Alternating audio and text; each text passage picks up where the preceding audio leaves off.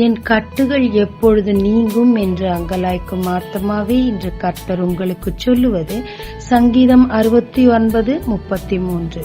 கர்த்தர் எளியவர்களின் விண்ணப்பத்தை கேட்கிறார், கட்டுண்ட தம்முடையவர்களை அவர் புறக்கணியார். தன் மகள் கட்டப்பட்டிருக்கும் கட்டிலிருந்து விடுதலை பெற வேண்டுமே என்று இயேசுவை நோக்கி விண்ணப்பம் செய்தாள் அந்த ஸ்திரீ.